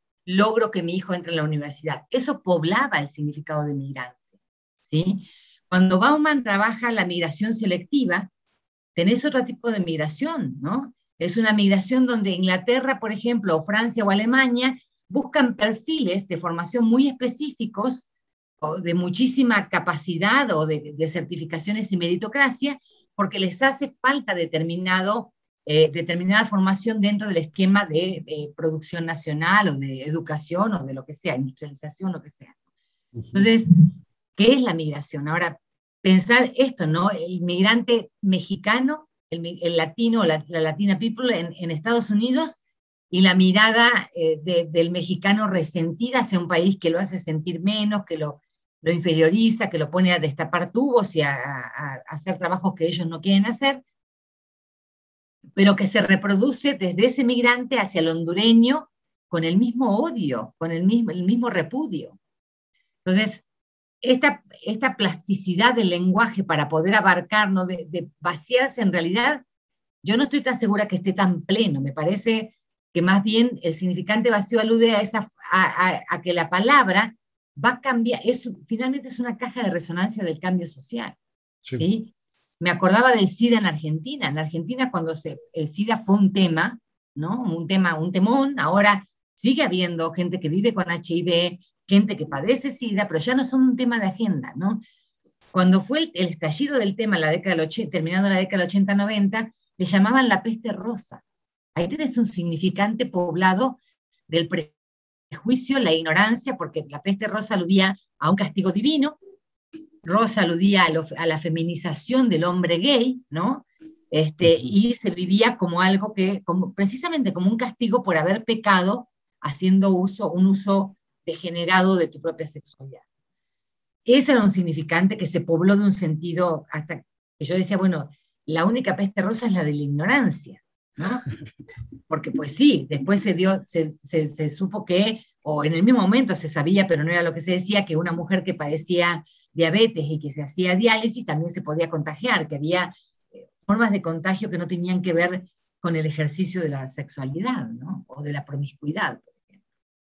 Y fíjate, ahorita justamente como que la problemática del concepto mismo es que obviamente uno va a campo, ya al trabajo de campo, pues con unos ciertos juicios, ¿no? A priori, porque ya con lo que tienes... Imposible no hacerlo, vas contigo mismo, sí, ¿no? Y con eso que ya leíste, con eso que tienes construido en el texto, pues ya vas, ¿no? Y casi vas a encontrar eso que dices que vas a encontrar. Entonces, yo ahorita que te escuché decir de este país que te oprime, de este país que hegemónicamente ejerce esa presión contra los pobrecitos que vienen de esos países que desde los hilos estadounidenses son controlados, ¿no? Entonces yo voy con esa idea y una categoría de mis aproximaciones era preguntarles sobre lo que tenía que ver con lo estadounidense. ¿Qué piensas de los estadounidenses? ¿Cómo los describes? ¿Qué cualidades tienen? ¿Qué los diferencia de los mexicanos? Y me encontré sorpresivamente con que no hay una imagen negativa del gringo. No hay una postura en contra de lo estadounidense ni de los estadounidenses. Inclusive hay una reivindicación de todos esos valores hegemónicos occidentales y de primer mundo y de nosotros somos quien lidera el mundo. Hay una reivindicación de todas esas posturas. Entonces digo, ok, tal vez estos juicios que hacemos a priori de pues pobres migrantes se sienten agredidos por una sociedad estadounidense que pues les habla con otro idioma, les habla desde la superioridad, los mira feo, los mira con prejuicios, porque eso sí se siente, pero me llamó muchísimo la atención que pues ellos no lo ven así, inclusive, o sea, les digo, ¿cuáles son las diferencias con los mexicanos? Y en esa violencia epistémica que tenemos construida como mexicanos, como país en vías de desarrollo, me contestan es que ellos son muy disciplinados. Ellos por eso tienen sus compañías y por eso tienen lo que tienen, porque son disciplinados y porque ellos no tienen ese valemadrismo del mexicano. Ellos no se dejan llevar por lo primero que sienten, ellos piensan, ellos razonan mejor las cosas. Y digo, ok, o sea, estamos hablando me están hablando desde una ideología construida con bases en las etnias, en el racismo, en la hegemonía estadounidense. Pero ahí Ajá, deberías explorar más, porque ese es un discurso, creo, y más que viene de gente que, digamos, quizás tenga una experiencia positiva o más o menos positiva, pero también pues escucha las letras de Molotov, ¿no? No, no me parece que sea como... yo creo que México pues vive a la sombra de Estados Unidos y tiene una relación de amor-odio con Estados Unidos, ¿sí? Pero a lo que voy con el ejemplo que te ponía, pues la migración, nosotros, digamos, como mexicanos que se quieren radicar, pareciera ser que el sueño mexicano es radicarse en Estados Unidos porque ahí pueden tener una vida más plena, pues tú también conoces casos de gente que aquí en México no quiere atender una caja en un supermercado y lo puede hacer en Estados Unidos porque siente que ahí son otras las condiciones, ¿no? Lo que no harían en su país lo quieren hacer en Estados Unidos. Es bastante complejo el tema, ¿no? Pero me parece eh, pues te topaste con gente a la que le ha ido bien. Entonces, en general, de todas maneras, el American Way of Life es un discurso con muchísima potencia. ¿Sí? De alguna manera se ha metido bajo la piel de muchos en México, que ahí es el lugar de las oportunidades. Lo que no se puede a pensar es que esa hegemonía americana también se construye con el sudor de los mexicanos, ¿no? sí, Hay totalmente. cantidad de ejemplos desde la industria cinematográfica donde los trabajos más pesados los contratan a latinos porque les pagan una miseria por hora de trabajo y el americano tiene otra disponibilidad para elegir otros lugares de realización laboral o profesional, ¿no? Entonces, el disociar, por ejemplo, el fenómeno de la migración, de la hegemonía de ciertos países en el mundo, bueno, es que ellos se quieren ir, o en México el valemadrismo, pero es que ¿cómo eras tú acá? ¿Qué es lo que estás dispuesto a hacer en tu propio país y qué es lo que estás... Yo esto lo he escuchado muchísimo. Bueno, allá no me molesta trabajar de cajero o no me molesta hacer el aseo en una casa porque la paga es muy buena, sí, pero el costo de vida también es carísimo. O sea, me parece que hay todo ahí no hay un significante vacío, hay un significante súper lleno de sentido de una vida más plena, más realizada, más... Y entonces sí vas a encontrar, pero yo creo que también puedes encontrar en gente que está radicada allá también relatos acerca de lo que padecen, ¿no? De lo que se está padeciendo. La vez pasada no te pregunté más a fondo de la terapia y, Ah, ok. ajá, y creo que pues, lo mencionamos al principio y ya después nos fuimos y ya como que no me dio tiempo de preguntártelo, pero sí me gustaría saber, tú cómo trabajas desde la terapia con, pues, con las personas, porque entiendo yo que no es y bueno, no sé si me voy a equivocar aquí con lo que te voy a decir, pero por lo que tú has mencionado, entiendo que no es el modelo de alguien que estudia psicología y alguien No. que tiene, entonces me gustaría un poco como hablar sobre eso, Suni. Gracias. Es que creo que siempre fui y sigo siendo como outsider en el terreno de la terapia, ¿no? Me formé primero como terapeuta cuántica, terapeuta cuántica, eh, y ahí fue mi primer ingreso si bien había estudiado psicología en Argentina, en una universidad muy piagetana, era más bien una psicología más educativa, más, bueno, constructivismo y todo esto, ¿no? Nunca ejercí como en consulta.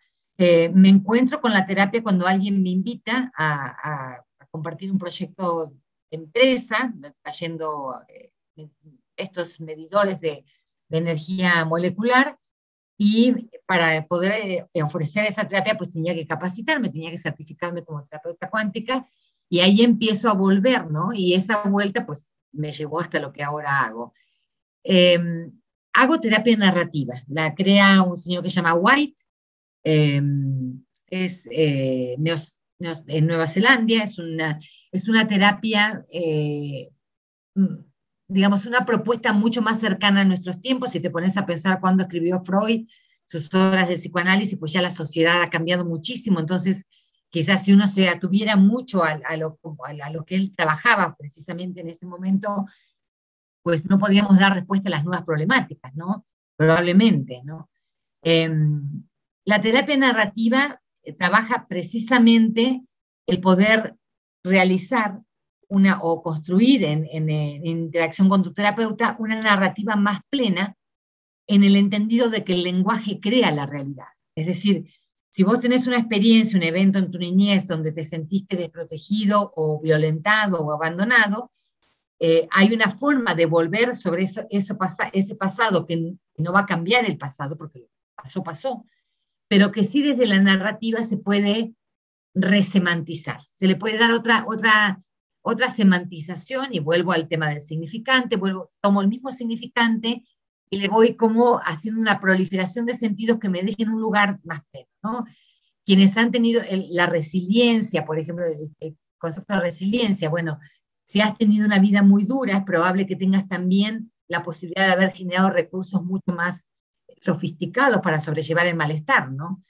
Esto que también pasa a nivel físico, somático, ¿no? Se dice que una persona más expuesta a ambientes diversos, con diversos gérmenes o bacterias, podría fortalecer su sistema inmune, pues también desde alguna manera, aunque sea bastante burdo el ejemplo, la terapia narrativa trabaja precisamente eso, de tomar nuestro pasado, nuestra vida, aquello que nos ha confrontado con el dolor o con el sufrimiento o con el abandono, y hacerlo un lugar de generación de recursos.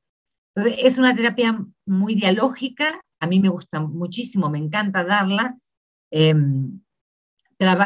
yo lo que veo, y que eso también me ha llevado a querer tener tiempo para escribir un poquito los resultados de las terapias, porque he trabajado con gente adicta, trabajo con gente adicta, y yo le digo no al anexo, no a tu definición, tú no eres adicto, como le dicen, acéptate, eres alcohólico y con eso vas a vivir. Yo digo no, porque no es un lugar de plenitud decir, pues toda la vida voy a hacer esto que fui. No, podés dejar de serlo, y ahí articulo con lo de identidad nómade y podés reconstruirte, ¿no? Es decir, podés deconstruirte y volver a construirte desde otro lugar más pleno para tu vida.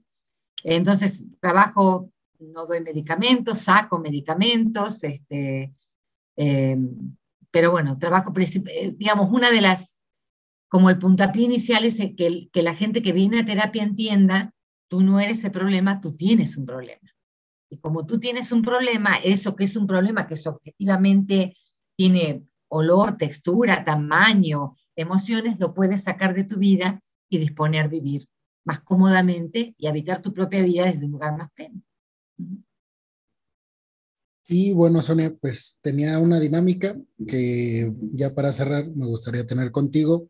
Fue como la vez pasada en donde yo te digo un concepto, una palabra, y pues la idea es que tú me contestes con lo primero que relaciones ese concepto que yo te mencione. Acuérdate que puede ser, pues, o sea, puede ser un sinónimo, puede ser sí o no, o también te puedes explayar en algo. O sea, no es que Ok, tenga, no tiene reglas de ese tipo, nada más que sea como lo pura más, asociación libre. pura asociación. Bueno, la primera es terapia psicológica. Plenitud. 8M. Mm, visibilidad, poder, mujeres. Estudios de género. Híjole, área tan controversial, pero necesaria. Me parece que, bueno, estudios de género, pues es un placer para mí, una bandera política y un compromiso con la sociedad. Argentina. Uf, tango, papi, hijos, melancolía, pero de la bonita, o sea, de decir, pues sí, nunca dejo de extrañarla, pero también me encuentro muy bien donde estoy. ¿Volverías a radicar allá? No, no, me fui con mucho dolor y creo que esas partidas donde no me sentí cobijada por mi país, eso tenemos en Argentina, que expulsamos los hijos. Eh, no es repudio, no es resentimiento, amo el país donde nací. Te decía que vi una serie y me vuelve las calles porteñas, la música, el hablar así de argentino más directo, más confrontativo, tan insultante, ¿no? Sin miedo a herir a los, Ajá, como aquí en México. exactamente, el boludo, que hace el pelotudo, pero no, no volvería, siento que México es mi lugar en el mundo. Ujú. Lenguaje, Política, política, poder, poder, mujeres, educación, familia, ujú, género, concertación, lenguajes, diferencia, equidad. diferencia, Gracias a la vida. La diferencia es lo que nos hace ser únicos. Ujú. radicalización, Controversialmente necesaria solo a veces. esencialización, Escolástica, no me gusta para nada. No hay esencias. Ujú. mujer o mujeres, Prefiero el plural. Mm, Mujeres, erotismo, política, sensualidad, inteligencia, maternidad deseada, elegida, em, lucha, mucha lucha. hombre u hombres, Pues, híjole, en algunos casos son desafíos, pues los hombres que pueblan mi vida me son absolutamente entrañables. De construcción, rehabilitación, apertura. caballerosidad, No me gusta ni la dama ni el caballero. masculinidades, Feminidades, yin y yang. Ujú. discurso, Todo. Discurso es ontología, creación, existencia, lucha, política, poder. Ujú. México, Lindo y querido. México, híjole, también me duele mucho México. Mucha violencia, hoy más que nunca, ¿no? yo creo, mucha naturalización de la violencia, mucha violencia intrafamiliar. Ujú. Todavía hay una cuestión con la niñez en México muy fuerte, no se construye otra edad y no se respeta al niño. Eh, Además de lindo y querido, por momentos muy sufridos México, muy doloroso.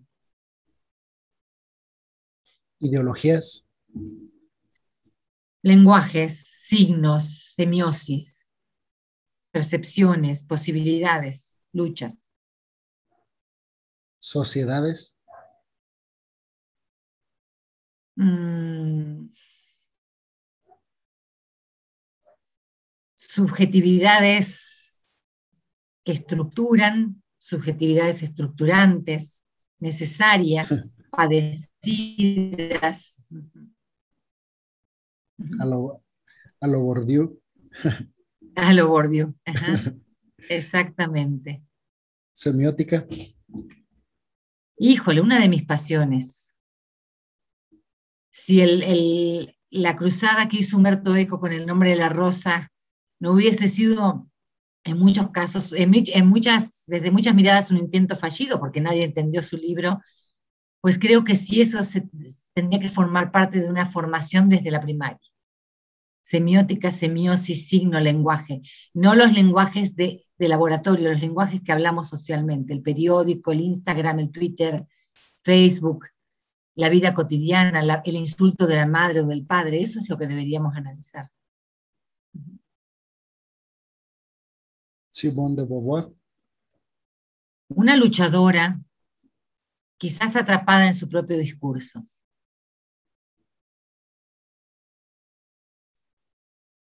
Judith Butler, Híjole, me tocaste al amor de mis amores. También tengo luchas con ella, pero me parece grandiosa, absolutamente inteligente, absolutamente humana. Me parece que su problema, su tema es lo humano. ¿Qué es lo humano, no? Ujú. Lo que deseas para el mundo. Híjole, paz, sabiduría, amar la diferencia en vez de odiarla, dejar de temer tanto. Ujú. Sonia, Soña, híjole, tengo una lucha muy fuerte conmigo misma en todas mis facetas, entonces Sonia es fragmentos, historias, narrativa. Soy madre, esposa, amante, amiga, profesora de alma, terapeuta de alma y quizás me quedan muchas cosas más por ser todavía. bueno, Sonia, pues hemos llegado al final de nuestro segundo encuentro. Pues, agradecerte muchísimo que estés otra vez aquí. De verdad te lo digo con el corazón, te aprecio mucho, te quiero mucho. Siempre, eres de las personas que agradezco que se hayan cruzado en mi camino. Eh, por supuesto que por la persona que eres, pero yo creo que sobre todo por las cosas que me has enseñado, tal vez indirecta y por supuesto directamente. Entonces, agradecerte que estés aquí y todo lo que me has enseñado desde que te conocí. Muchas gracias, Sonia. No, gracias a ti te voy a devolver una frase psicoanalítica. No soy yo, es lo que en mí deposita tu deseo. Entonces, es desde tu mirada que yo puedo hacer algo interesante, ¿no? Y eso lo agradezco muchísimo. A mí también me ha dado muchísimo gusto haberme encontrado con vos en esta vida y con estas palabras, ¿no? Bueno, pues algo que quieras decir, Sonia, a las personas que te vieron o No, nada escucharon. más agradecerte muchísimo, pues desearte mucho más éxito. Me parece que tenés un emprendimiento maravilloso. Estuvimos viendo con Rodolfo ahí algunos de tus programas, la pasión con la que haces la cobertura, por ejemplo, de la De la guerra de geopolítica. Rusia y Ucrania. Pues ojalá sea una impronta que deje huella real en muchos más jóvenes que tengan estas ganas de hacer cosas y que las hagan también como vos, ¿no? Agradecerte muchísimo el honor de estar aquí contigo. Muchas gracias, Sonia. El honor es mío. Y bueno, pues muchas gracias a todos y a todas los que vieron y las que vieron este episodio de Perspectivas. Nos vemos en el siguiente programa. Muchas gracias. Listo, Sonia. Gracias, Ale. Ahí A nos ti. seguimos viendo.